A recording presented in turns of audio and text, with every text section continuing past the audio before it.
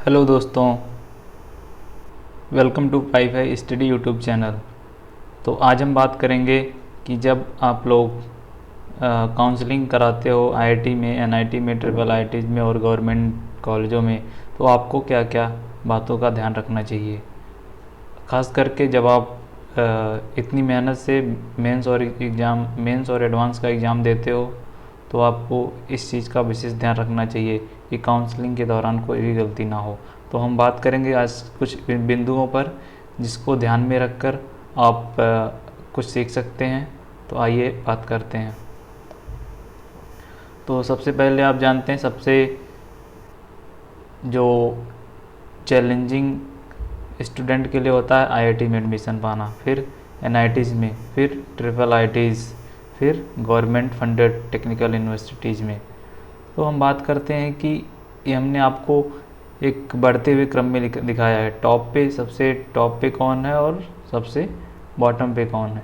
But इसमें ऐसा कुछ नहीं है कि अगर आपने आईआईटी में लिया तो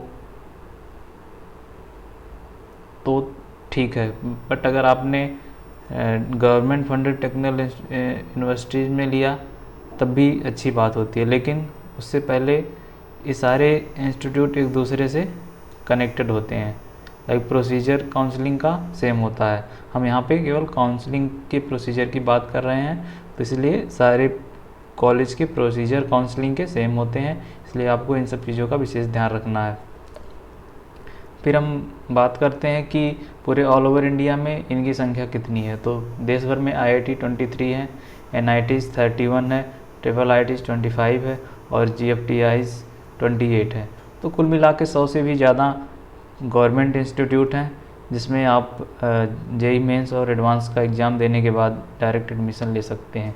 तो बात करते हैं कि कौन सा एग्ज़ाम किस के काउंसलिंग में काम आता है।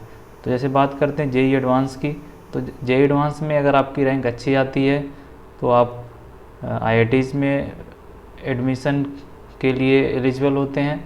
लेकिन अगर आपने जेईई मेंस दिया है और जेईई मेंस में आपके परफॉर्मेंस अच्छा है तो आपको एनआईटीज़, ट्रिपल आईआईटीज़ और जीएफटीआईज़ में एडमिशन मिलेगा।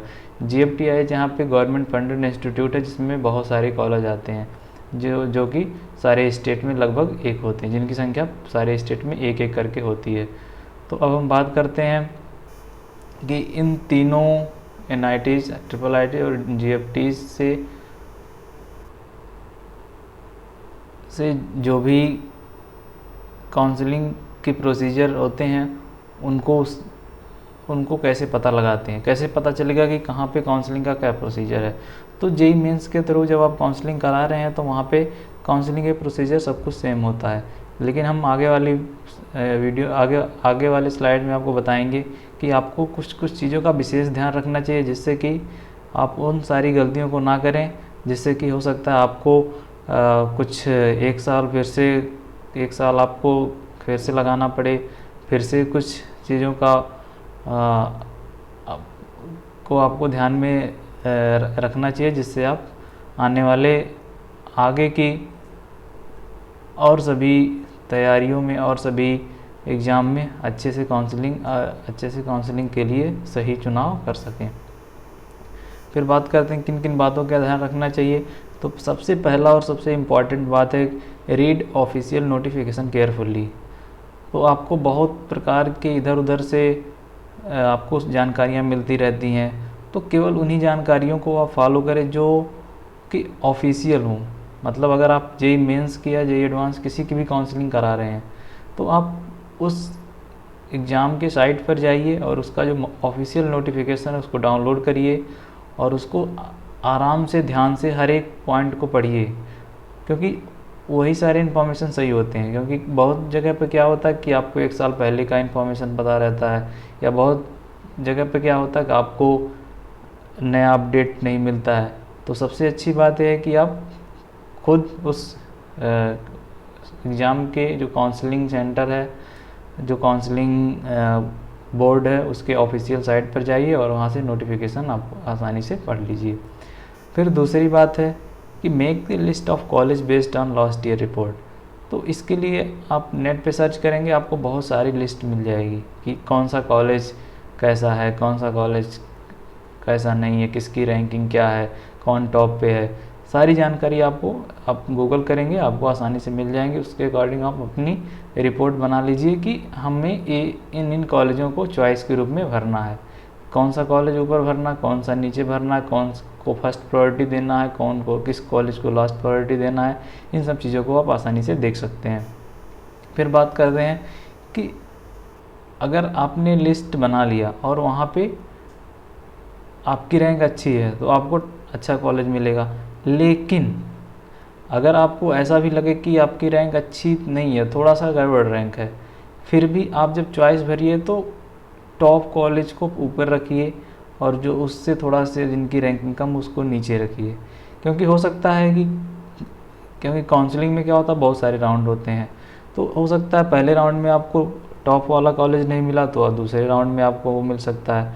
तो इसलिए इस चीज़ का सबसे ज़्यादा ध्यान रखना चाहिए कि हमेशा काउंसलिंग में जो भी फिलिंग भरिए, जो भी फिलिंग करिए, उसको आप टॉप से ही शुरू करिए, क्योंकि टॉप से करने से आप संतुष्ट रहेंगे और आपको अच्छा कॉलेज मिलने की संभावनाएं ज़्यादा हैं। और एक अलग पॉइंट, एक दूसरा पॉइंट है, don't be hurry to lock your choice. कभी कभी क्या होता है कि लड़के क्या करते हैं, बहुत ही जल्दीबाजी में कोई कॉलेज मिला तुरंत उसको लॉक करके एडमिशन करा लेते हैं। लेकिन अभी जितनी भी काउंसलिंग होती है सब कुछ ऑनलाइन होती है, आपको कहीं आना जाना नहीं पड़ता। केवल डॉक्यूमेंट वेरिफिकेशन के लिए आपको आपके अपनी नज़दीकी सेंटर पर जाना पड़ता है। इसलिए आप किसी भी प्रकार की कोई भी जल्दीबाजी ना करिए कि आपको एक कॉलेज मिला आपने चॉइस को लॉक कर दिया, क्योंकि हो सकता है कि आपकी उसी रैंक पे आपको उससे अच्छा भी कॉलेज मिल सकता है। इसलिए इन सब चीज़ों का विशेष ध्यान रखना चाहिए। फिर बात करते हैं कि कैसे हम जिस भी कॉलेज में जा रहे हैं वहाँ का तो हमें प्लेसमेंट स्टेटस पता रहना चाहिए। क्या आप 4 साल बीटेक करिए, बीटेक करके आपका करियर क्या होगा, आपका फ्यूचर क्या होगा, आपको पहले पता रहना चाहिए। आप पता मतलब आप गेस कर सकते हैं। तो उसके लिए सबसे आसान तरीका यह है कि आप जितने भी कॉलेज हैं अपने टॉप से लेकर के सभी कॉलेज को जो 100 कॉलेज मैंने आपको बताए, उन सब की एक रैंकिंग वाइज आपने लिस्ट बना ली। फिर चेक करिए कि कौन सा कॉलेज में कितने प्लेसमेंट हर साल होते हैं, सब कुछ आपको गूगल करने पे मिल जाएगा। फिर आप पता लगाइए कि आपने जो लिस्ट बनाई है चॉइस फिलिंग के लिए वो प्लेसमेंट के हिसाब से सही है कि नहीं है। अगर सही है तो उसी पर चॉइस में भर दीजिए। अगर सही नहीं लगता तो जहाँ पे प्लेसमेंट ज़्यादा होता है उसको आप टॉप पे रखिए और प्लेसमेंट जहाँ पे कम होता है उसको थोड़ा नीचे रखिए, क्योंकि प्लेसमेंट आज के टाइम में बहुत ही ज़्यादा ज़रूरी है कि आपको प्लेसमेंट लेना ही लेना है। फिर नेक्स्ट आता है always go with your choice. अब पता चला आपने अपने अकॉर्डिंग आपने जितना भी सर्च किया, लोगों से पूछा, उसके हिसाब से आपने एक लिस्ट बना ली। फिर आप उस चॉइस से संतुष्ट हैं तो किसी भी प्रकार का उसमें बदलाव करने से पहले आप ज़रूर सोचिए। अगर आपको अच्छे सॉलिड प्रूफ मिल रहे हैं कि हाँ इस कॉलेज को ऊपर भरना है, इस कॉलेज को नीचे करना है, तभी आप करिए। अदरवाइज़ जो आपने चॉइस किया है उस पर आप अडिग रहिए, क्योंकि आप अगर किसी के कहने से, किसी के बहकावे से चॉइस को चेंज कर देते हैं तो उससे नुकसान केवल आपका ही होने वाला है। इसलिए अगर आपको लगे कि हाँ मैं इस चॉइस को ऊपर नीचे कर सकता हूँ, इस चॉइस को मैं फर्स्ट प्रेफरेंस दे सकता हूँ, इस चॉइस को मैं सेकंड प्रेफरेंस दे सकता हूँ, तभी चेंज करिए। अदरवाइज चेंज करने की कोई आवश्यकता नहीं है। फिर बात आती है कि ये सब चीज़ें बहुत आउटलाइन हो गई। अब उससे भी बहुत इंपॉर्टेंट चीज़ आती है कि evaluate yourself before choosing of branch. अब क्या होता है, इंजीनियरिंग में बहुत सारी ब्रांच होती है, civil engineering, mechanical engineering, electrical engineering, electronics and communication engineering, computer science engineering, chemical engineering, production engineering, बहुत सारी ब्रांचेज होती हैं हर एक कॉलेज में। तो आपको देखना है कि किस ब्रांच में, पहले बात प्लेसमेंट को आपको देख लेना। दूसरी चीज़ क्या है कि आप उस ब्रांच में क्या क्या चीज़ें आप पढ़ने वाले हैं आगे, और उससे पहले वो तो ठीक है आपको जो भी पढ़ना आपको समझ में आ जाएगा, लेकिन आप अपने आप को खुद जानते हैं कि आप किस टाइप की चीज़ों को जल्दी पकड़ में आता है। जब आप जेईई की तैयारी कर रहे होंगे तभी आपको पता लग गया होगा कि आपके लिए किन सब चीज़ों को पकड़ पाना, किन सब चीज़ों में आपकी पकड़ बहुत अच्छी है। तो उसके हिसाब से आप चॉइस देख सकते हैं। अब किस ब्रांच में किन किन चीज़ों की आवश्यकता होती है, सिविल में किस टाइप के अप्रोच की ज़रूरत होती है, मैकेनिकल में किस टाइप के अप्रोच की ज़रूरत होती है, इन सब चीज़ों को आप गूगल पे जाके सर्च कर लीजिए कि अगर हम इस ब्रांच को ले रहे हैं तो इसमें क्या क्या पढ़ना होता है।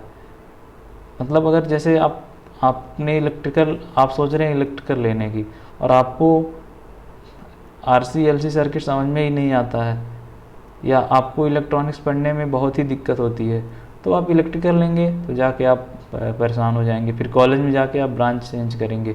तो कभी कभी क्या होता है कि कॉलेज में जाने के बाद सभी कॉलेजों में यह सुविधा नहीं होती कि आप अपनी ब्रांच को चेंज कर सकते हैं। इसलिए अपने आप को थोड़ा टाइम दीजिए, गूगल करिए, सर्च करिए, चीज़ों को पता लगाइए, तब जाके एक अच्छा डिसीजन लीजिए।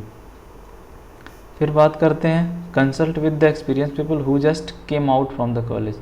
इसका मतलब है कि आप उन लोगों से ज़रूर बातचीत करें, 1 लोगों से, 2 लोगों से, 3 लोगों से, जो जस्ट बीटेक करके आए हुए हैं। हो सकता हो कहीं जॉब कर रहे हो, कहीं उनका प्लेसमेंट हुआ हो, किसी चीज़ की तैयारी कर रहे हो। उनसे पर्सनली ज़रूर पूछिए कि आगे आपको जाके क्या करना है, किस चीज़ को आपको पहली प्राथमिकता देनी है, क्या क्या अच्छाइयाँ हैं, क्या क्या आप किन किन चीज़ों को आपको ध्यान रखना। हमने जो 7 चीज़ें बताई उसको तो आपको ध्यान में रखना है, लेकिन ये 8वां जो पॉइंट है, आप कंसल्ट ज़रूर किसी ना किसी से करिए। आप हो सकता है कॉलेज का इंफ्रास्ट्रक्चर देख सकते हैं, फीस स्ट्रक्चर देख सकते हैं, या फिर लोकेशन देख सकते हैं, या फिर प्लेसमेंट देख सकते हैं, या फिर ब्रांच देख सकते हैं। तो ये सारे कुछ चीज़ें ऐसी होती हैं जो बहुत ही इंटरनल होती हैं। तो ये सब चीज़ें एक टाइम के साथ चेंज भी होती रहती है। जैसे कभी कभी क्या होता है कि इस पर्टिकुलर ब्रांच की स्कोप ज़्यादा है, कुछ टाइम के बाद क्या होता है कि किसी और ब्रांच का स्कोप ज़्यादा। जैसे इस समय आज के टाइम में क्या है कि अगर आप कंप्यूटर साइंस से बीटेक कर रहे हैं तो बीटेक फाइनल ईयर जाते जाते आपका प्लेसमेंट अच्छी कंपनी में, अच्छे पैकेज में कहीं ना कहीं हो ही जाता है, अगर आप NIT IIT ट्रिपल IIT इन सब से पढ़ रहे हैं। तो इसलिए उन लोगों को ज़्यादा लेटेस्ट अपडेट रहता है जो जस्ट बीटेक करके आए हैं, तो उनसे ज़रूर कंसल्ट करिए। फिर अब मैंने 8 पॉइंट बता दिए, किस पॉइंट को कहाँ से आपको शुरू करना है, और ये 8 पॉइंट बहुत ही इंपॉर्टेंट है जो आपके लिए, आपको फ्यूचर में काम आएंगे। तो किस पॉइंट से आप शुरू करते हैं जिससे कि आप काउंसलिंग के टाइम पे किसी प्रकार की गलती ना करें। तो सभी पॉइंट को समझिए। अगर किसी प्रकार की कोई भी डाउट है तो आप कमेंट सेक्शन में हमें बताइए, और अगर आपने हमारे इस वाईफाई स्टडी यूट्यूब चैनल को सब्सक्राइब नहीं किया है तो ज़रूर सब्सक्राइब कीजिए, जिससे आने वाली बहुत सारी वीडियो आपके साथ शेयर होती रहेंगी। Thank you.